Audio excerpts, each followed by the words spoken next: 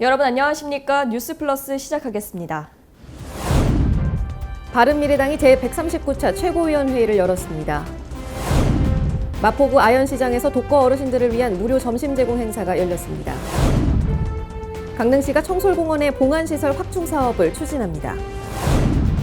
수성 알파시티 내 일부 구간에서 자율주행 셔틀버스가 시험 운행됩니다. 포항시에서 2019 패러글라이딩 월드컵 대회가 개최됐습니다. 한 주간의 국회 소식입니다. 바른미래당이 제139차 최고위원회의를 열었습니다. 조국 법무부 장관 후보자의 청문회를 앞두고 바른미래당의 입장을 전했습니다. 지난 30일 오전 국회에서 바른미래당 최고위원회의가 열렸습니다. 이날 최고위원회의에서 문병호 바른미래당 최고위원은 조국 법무부 장관 후보자에 대한 입장을 밝혔습니다. 법무부 장관 후보와 관련된 사건들을 한점의 의혹도 남김없이 철저하게 수사해야만 합니다. 문병호 의원은 윤석열 검찰총장이 옳은 일을 했다며 조국 후보자의 사법 처리는 검찰개혁의 출발점이라고 덧붙였습니다. 죽은 권력이든 살아있는 권력이든 모든 권력형 비리를 엄단하는 것이 바로 검찰개혁입니다. 문 의원은 이어 검찰개혁은 유전무죄, 무전유죄를 없애는 것이라며 조 후보자가 스스로 검찰개혁을 위한 마중물이 돼야 한다고 강조했습니다. 언론과 야당을 잠시 이기는 정권은 있었습니다. 그러나 국민을 오랫동안 이기는 권력은 없었습니다. 또한 문재인 대통령이 조 후보자를 기여의 장관으로 임명한다면 이는 수사 방해이자 국민을 향한 전쟁 선포가 될 것이라며 우려를 표했습니다. 수도권 소식입니다. 마포구 아현시장에서 독거 어르신들에게 점심 식사를 대접하는 행사가 열렸습니다. 아현시장에 위치한 정육식당과 빵집의 후원으로 동네 어르신들은 든든한 한 끼를 채웠습니다. 지난 27일 아현시장의 한 정육식당에 동네 어르신들이 모였습니다. 무료로 점심을 제공하는 행사가 열렸기 때문인데요. 식당을 찾은 독거 어르신들은 따뜻한 국밥을 먹으며 서로 이야기를 나눴습니다. 식당 사장님께서 나눔을 함께 어르신들하고 하고 싶다고 해서 여기 독거 어르신들 40분이 오셔서 오늘 맛있게 한우 우족으로 맛있게 지금 식사를 하고 계십니다. 넷째 주 화요일마다 한 달에 한 번씩 하기로 했습니다. 앞으로 여기 식당 많이 이용해 주시고 나눔 봉사에 참여해 주신 어르신들께도 감사드립니다. 정육식당에서 식사를 마치고 나오는 어르신들에게 식당 옆에 위치한 빵집에서는 당일 구운 빵을 제공했습니다. 힘든 어르신들한테 조금이나마 힘이 됐으면 해서 이제 시작하게 됐습니다. 힘드셨던 어르신들이 이렇게 조금이나마 좀 맛있는 음식을 드시고 기분 좋게 나가시는 모습을 보면 좋죠. 저희는 그게 보람이 있죠. 네, 저희는 항상 맛보고 여러분들에게 건강하고 맛있는 빵을 만들도록 열심히 노력하겠습니다. 네. 국밥으로 든든하게 식사를 한 어르신들은 빵이 든 봉지를 들고 기분 좋은 발걸음으로 가게 문을 나섰습니다. 또 오늘 이렇게 초대해 주셔서 진짜 여기 일신 정육점 사장님한테 감사드리고 다음에 항상 또 애용하고 언니들한테 또 얘기해서 많이 선전도 해야죠. 예. 매월 넷째 주 화요일에 무료로 점심을 제공하면서 독거 어르신들에게 식사와 함께 훈훈함을 전할 것으로 보입니다. 의왕시가 지난 20일 백운밸리 의일로 개통식을 개최했습니다. 의일로의 확장으로 성남 판교, 안양, 과천시 방향으로의 이동 시간이 크게 단축될 것으로 기대됩니다. 지난 20일에 백운터널 앞에서 의왕 백운밸리 의일로 개통식이 열렸습니다. 기존의 왕복 2차로였던 의일로는 4차로에서 6차로로 확대돼 새롭게 개통됐는데요. 백운호수 입구에서 학현마을을 거쳐 안양 판교로로 이어지는 의일로는 판교로까지의 이동 시간을 10분가량 단축시켰습니다. 개통식에는 김상돈 의왕시장과 신창현 국회의원, 윤미근 시의회의장 등 300여 명이 참석했습니다. 안양 판교로까지 이렇게 돌아가고 신호가 많았던 거리를 아무래도 이제 접근성이 좋고 하다 보니까는 성남이나 판교로 또 안양이나 과천으로 가고자 하는 그런 이동 시간 이런 것들이 굉장히 단축될 거라고 하는 기대도 보여지기도 하고요. 지금은 한적한 도로지만은 아마 내년 말 정도 되면 롯데 쇼핑몰도 들어오고 또 100호노선 내에 근린공원도로 만들어지면은 이곳을 이용하는 차량들 또 고객들에게는 굉장히 편리한 도로가 될 거라고 생각이 들어집니다. 밤늦은 시간에 갑자기 아픈데 약을 구하지 못해서 당황스러웠던 때가 있으실 텐데요.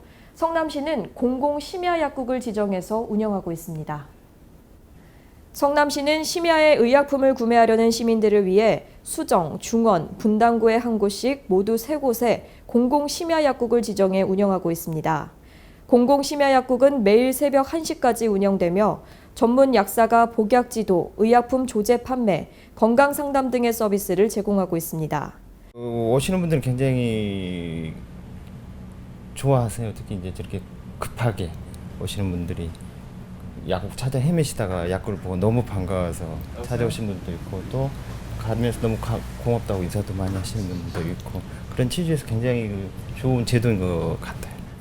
현재 운영 중인 공공심야약국은 수정구 창곡동 위례수약국, 중원구 금광동 마이팜약국, 분당구 야탑동 야탑차 온누리약국입니다. 일반 약국들이 문을 닫는 밤 10시부터 새벽 1시까지 1년 365일 운영하기 때문에 가벼운 증상에도 응급실에 가는 사람들이 줄어들 것으로 보입니다. 다음은 강원도 소식입니다.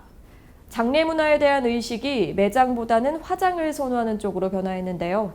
이에 따라 강릉시는 청솔공원의 봉안시설 확충 사업을 추진하기로 했습니다. 최근 매장보다 화장에서 봉안하는 장례 문화가 확산됨에 따라 강릉시는 청솔공원의 봉안당 시설을 증축할 계획입니다. 지난 2001년 준공된 청솔공원 봉안당은 모두 만 66일을 수용할 수 있지만 현재 수용 가능한 물량이 1,300기가량밖에 남지 않아 2-3년 뒤 만료될 것으로 보입니다. 이에 따라 강릉시는 기존 시설 옆에 2021년까지 2만 위를 봉안할 수 있는 규모의 시설 증축을 위해 국비를 신청하기로 했습니다. 한편 면적을 많이 차지하는 묘지 증설은 지양하고 봉안과 자연장 중심으로 청솔공원을 운영해 나갈 방침이며 2001년부터 지금까지 동결됐던 묘지 사용료를 대폭 인상할 예정입니다. 횡성군이 주민들에게 편의 서비스를 제공하는 찾아가는 이동군수실을 운영했습니다. 소통행정을 취지로 하는 이동군수실은 오는 11월까지 운영될 예정입니다.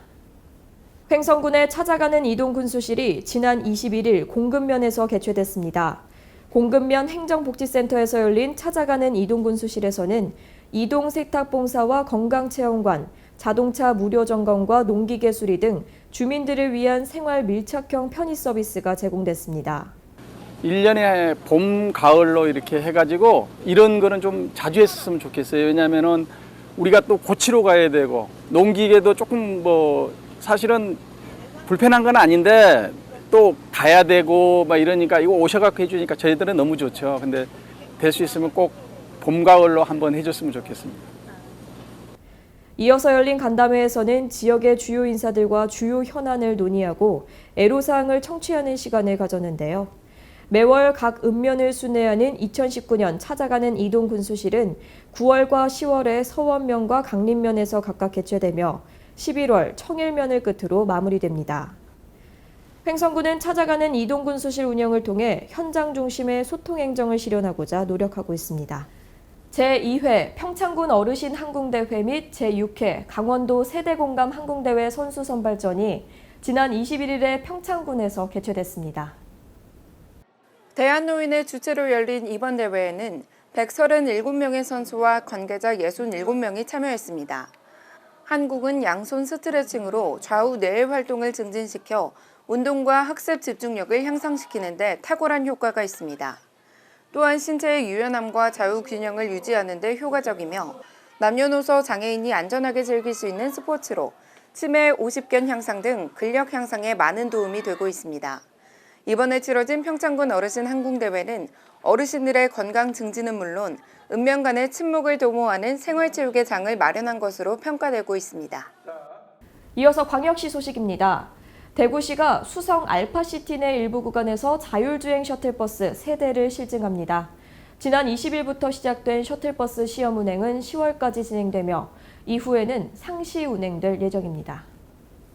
이번에 실증하는 셔틀버스는 최근 대구로 본사를 이전한 자율주행 서비스 기업인 주식회사 스프링클라우드의 스프링카 2대와 산업통상자원부의 지원을 받은 국산 카모 1대입니다.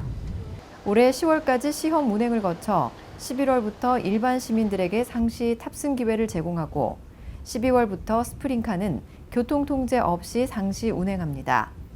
또 지역 내 산학연 기관들과 연계해 다양한 제품을 실증 차량에 장착하고 데이터베이스 구축과 피드백을 통해 지역 기업들이 개발한 제품의 조기 상용화를 지원합니다. 한편 대구시는 실증 사업의 사전 테스트와 안전한 자율주행 셔틀버스 운영을 위해 20일부터 11월 말까지 매주 화요일과 수요일 오전 9시 30분부터 오후 5시 30분 수성 알파시티 내 2.5km 순환도로에서 편도 2개 차선 중 2차선을 부분 통제합니다. 최근에는 북극해의 환경 변화와 북방 경제에 대한 관심과 기대감이 고조되고 있습니다. 이에 따라 울산시는 동북아 경제의 중심 도시 도약을 위한 울산 북방 물류 전략 포럼을 개최했습니다. 이번 포럼은 북방 지역 물류 활성화에 대비하고 동북아 해상 물류 중심 도시로 나아가기 위해 마련됐는데요. 포럼에서는 전문가의 의견을 청취하고 울산의 대응 방안을 논의했습니다. 포럼은 주제 발표와 패널 토론, 질의응답 순으로 진행됐으며 패널 토론은 북극 항로와 북방 물류를 통한 울산의 발전 전략이란 주제로 진행됐습니다. 송철우 시장은 북방 교류 활성화에 대비한 체계적인 준비로 울산을 북방 해상 물류의 중심 도시로 만들어가겠다고 말했습니다. 최근 심각한 사회 문제로 떠오르고 있는 저출산 극복을 위해 대전시가 공모전을 개최합니다. 결혼과 가족, 출산에 대한 인식 개선에 시민들이 함께 동참할 수 있습니다.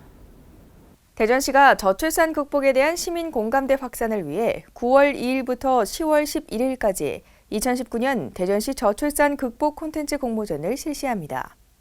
이번 공모전 주제는 저출산 관련 이미지와 영상 콘텐츠 제작이며 양성평등의 가족 문화, 일과 생활 균형 문화 활성화, 결혼과 출산의 행복, 기타 저출산 관련 다양한 자유 주제의 내용이면 됩니다. 공고와 참가 신청 등 자세한 내용은 대전시 홈페이지 시정자료실 고시 공고를 참고하시기 바랍니다. 한편 이번 공모전에서 우수작으로 선정된 콘텐츠에 대해서는 최우수 2명 각 100만 원, 우수 4명 각 50만 원 등 총 510만 원의 상금이 수여될 예정입니다. 2019년 대전시 저출산 극복 콘텐츠 공모전에 시민 여러분의 많은 관심과 참여 바랍니다. 다음은 충청도 소식입니다. 충청북도는 도내의 우수인재 유출을 방지하고 외부에서 우수인재가 유입할 수 있도록 명문고 설립을 추진하고 있는데요.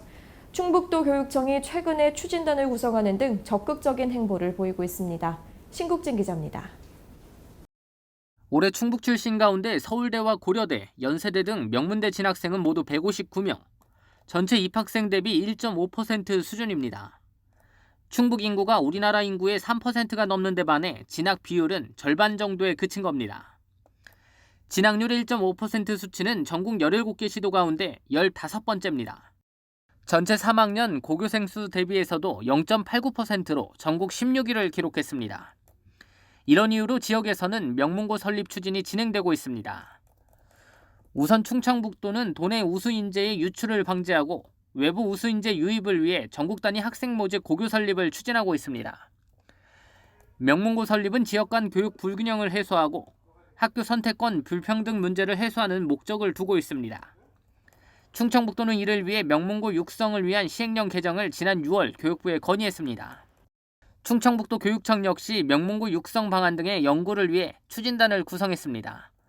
추진단은 도내 모든 학교의 교육 수준을 높이고 지역 간 교육 격차 해소를 위한 방안 마련에 나서기로 했습니다.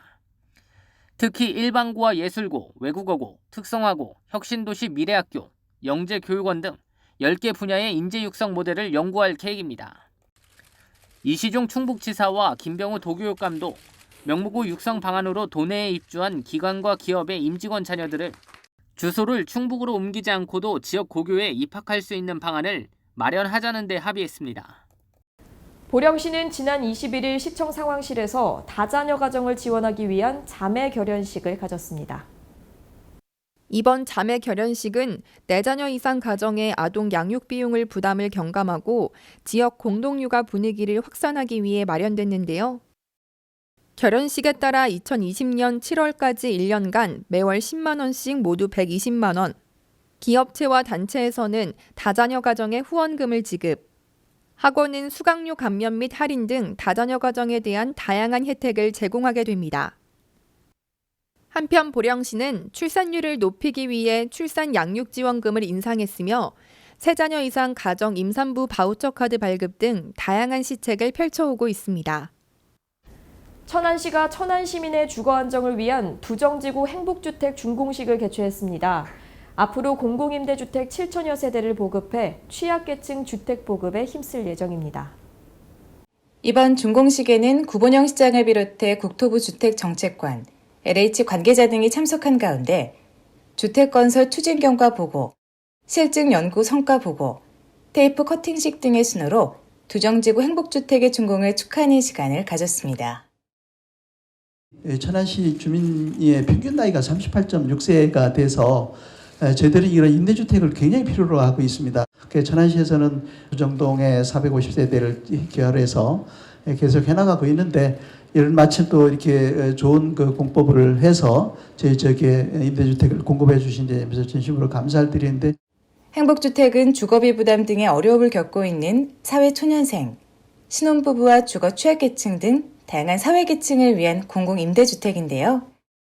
서북구 오성일길 11-10에 위치한 두정지구 행복주택은 지난해 5월 공사 착공에 들어가 총 사업비 44억 7천여만 원이 투입돼 1동 지상 6층 40세대로 모듈러 공법으로 건립됐습니다. 천안시는 이번 두정지구 40세대 외에도 부성지구 등 공공임대주택 7천여 세대를 보급하는 등 주거복지에 대한 다양한 정책 마련을 통해 지속적으로 시민들의 주거 안정과 취약계층 주택 보급에 힘쓰겠다고 밝혔습니다. 경상도 소식입니다. 양산시에서는 미래형 복합도시 조성이 추진되고 있습니다. 신기 북정동 일원에 조성될 미래형 복합도시에는 초고층 주상복합 아파트와 병원, 호텔 등이 들어설 예정입니다. 양산시와 대원플러스그룹은 지난 7일 양산 신기 2지구 도시개발 업무 협약을 체결했습니다. 대원플러스그룹은 북정동 일원 42,600여 제곱미터 부지에 총 사업비 7천억 원을 들여 40여 층의 초고층 주상복합 아파트 3동과 병원, 호텔, 공원 등을 갖춘 미래형 복합도시 클라우드9을 조성한다는 계획입니다. 이 도시개발 사업은 내년에 실시 계획 인가를 얻어 2021년에 착공해 2023년 말 완공하는 것으로 입안돼 있습니다. 세계 최고의 패러글라이딩 선수를 가리는 2019 패러글라이딩 월드컵 대회가 포항시에서 열렸습니다. 다양한 체험 프로그램과 함께 진행된 이번 대회는 포항이 항공 스포츠의 도시로 자리 잡는 계기가 됐습니다. 2019 패러글라이딩 월드컵 대회가 포항시 북구 흥해읍 칠포리, 곤륜산 활공장 및 칠포 해수욕장 일원에서 개최됐습니다.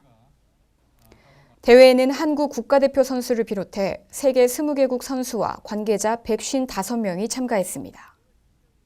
이번 대회는 국내 최초의 패러글라이딩 월드컵 대회로 시승격 70년과 포항 방문의 해를 기념하며 관광객 유치와 지역경제 활성화를 위해 열렸습니다. 패러글라이딩 월드컵 대회는 항공 스포츠라는 새로운 종목으로 시민들의 이목을 끌었으며 다양한 체험 프로그램과 전시, 부대 행사가 어우러졌습니다. 특히 24일 개회식에는 동력 패러글라이딩 시범 비행 및 국가대표 축하 비행에 이어 열기구 탑승 체험, 텐덤 비행 등 항공 스포츠 특색을 살린 체험 프로그램이 진행됐습니다. 한편 포항시는 연중 내내 모든 방향으로 활공이 가능한 환경을 가진 곤륜산에서 이번 국제대회를 개최하기 위해 총 사업비 3억 8천만 원을 들여 활공장과 진입로를 개설했습니다. 시는 이번 대회를 계기로 항공 스포츠 도시로 거듭나기 위한 노력을 이어갑니다. 다음은 전라도 소식입니다. 담양구는 창평초와 창평중 청소년을 대상으로 5일부터 16일까지 영어 물놀이 캠프를 진행했습니다. 이번 캠프를 통해 학생들은 개학 후 학업 생활에도 도움을 받을 것으로 보입니다. 똑똑생활상담소와 창평권역 영농조합법인이 공동 주관하고 영학숙 아카데미 주최로 열리는 이번 캠프는 뜨거운 여름을 식혀줄 시원한 물놀이뿐만 아니라 영어, 수학, 기초학업 향상을 돕기 위해 마을 자원봉사 강사들과 청소년 보조 강사들도 나섰습니다. 캠프에 참가한 창평초등학교 김희찬 학생은 멘토 선생님, 자원봉사형 누나들과 함께 영어 수학도 배우고 물놀이도 매일 할 수 있어 방학 동안 심심하지 않아 좋다며 소감을 전했습니다. 캠프를 주관하고 있는 똑똑생활상담소의 송희용 대표는 이번 캠프는 방학 동안 다양한 체험활동과 학업 향상을 희망하는 지역 학부모들의 요청에 따라 영어, 수학의 기초를 다지고 개학 후 학업 생활에도 도움을 줄 수 있는 과정으로 기획됐다며 앞으로도 지역 학부모들의 요청을 적극 수용해 창평 어린이들의 방학을 책임질 계획이라고 말했습니다. 우리나라의 국보 304호인 진남관에서 여수문화제 야행이 열렸습니다. 시민들은 이번 야행을 통해 밤 시간 동안 문화와 역사, 공연을 즐길 수 있었습니다. 진남관 망해루에서의 공연을 시작으로 야간 문화제 순례, 역사 토크 콘서트, 진남관 색칠하기 등 다양한 체험 행사가 진행됐습니다. 역사 토크 콘서트에서는 EBS 스타 강사 최태성 씨가 전라 좌수영의 역사, 문화재 야행으로 이어지다라는 주제로 강연을 펼쳤습니다. 문화재 야행은 평소 주간에만 개방되는 문화재를 야간에도 체험하고 즐기는 프로그램으로 문화재청이 지원하는 행사입니다. 정읍시가 서울특별시와의 공존과 상생을 위해 지난 24일 정읍시청에서 협약을 맺었습니다. 이번 협약으로 양시는 지속적인 교류를 이어갈 전망입니다. 정읍시와 서울특별시가 공존과 상생을 위한 협약을 맺고 본격 추진키로 했습니다. 지난 24일 정읍시청에서 유진섭 정읍시장과 박원순 서울시장 등 관계 공무원들이 참석한 가운데 상생협력 협약서에 서명하고 양 자치단체 발전을 위해 상호 협력하기로 했습니다. 이 자리에서 유 시장은 인사말을 통해 이번 협약을 계기로 대한민국 수도인 서울시와 상생협력 정책을 공유, 지역 발전을 도모하고 시민의 삶이 한 단계 더 성장하게 될 것으로 기대된다고 말했습니다. 이날 양 시간 협약사항은 혁신적인 우수정책 탐방 및 벤치마킹, 역사, 문화와 체험, 청소년 교류활동 증진 등 다양한 분야에서 협력 사업을 추진할 예정입니다. 양시는 이번 업무 협약을 통해 보유하고 있는 자원을 최대한 공유, 활용하고 함께 득을 얻을 수 있도록 적극 협력해 나가기로 합의했습니다. 박원순 서울시장은 앞으로 행정과 문화, 예술 등 다양한 분야에서 상호 발전할 수 있는 방향을 모색하고 지속적으로 실질적인 교류가 이루어질 수 있도록 노력하겠다고 말했습니다. 지금까지 전북에서 이채연이었습니다. 안녕하세요. 플러스월드의 백일홍입니다. 고양이들은 가끔 정말 이해할 수 없는 행동을 하곤 하는데요. 이럴 때 우스갯소리로 고장났다라고 합니다. 이번 주에는 고장난 고양이들의 귀여운 모습 준비했습니다. 함께 보시죠. 커튼봉 위에 고양이가 있는데요. 앞으로 갔다 뒤로 갔다 버퍼링이 걸린 듯 하죠. 결국 용기를 내서 뛰어보지만 떨어지고 맙니다. 이 고양이는 목 뒤에 있는 장난감을 잡으려고 하는데요.